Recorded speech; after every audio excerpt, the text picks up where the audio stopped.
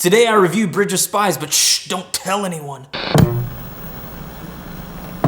Hi, my name is Matt Hale and welcome to Hale Reviews, where I give you my opinion on movies and stuff. Today I come with you with my own opinions and what I thought of Bridge of Spies. 5-second synopsis. Spies, Cold War, Germany, and lots of talking. Let's start with the story. Inspired by a true story, Tom Hanks portrays a lawyer who's put in the place of defending a Russian spy who everyone hates. Then loads of politics with Germany and the Soviet Union happen, and stuff just happens. Probably my favorite moments of this movie is actually when the cinematography really shines. The camera is framed incredibly intentional, and when the camera moves, it really tells you a certain emotion that you should be feeling. Kind of like when that camera moves, you better shut up because Tom Hanks is standing up. So pay your respects. In fact, it's these long camera push-ins, it's really become a staple of Steven Spielberg. Back in the day when I was talking to Spielberg, I didn't really talk to him, I'm just lying. He told me, "Matt, you know what drives great emotion?" And I said, "What drives great emotion, Master Jedi?" And he said, "Let that camera stay on that scene. And don't cut away when it makes sense, but let the scene rest on the one shot. And that will create strong emotion." And doggone it, he was right. The moments when that camera stays on James Donovan, especially at the beginning of the movie, and it pushes in, and this whole dialogue happens and never cuts away,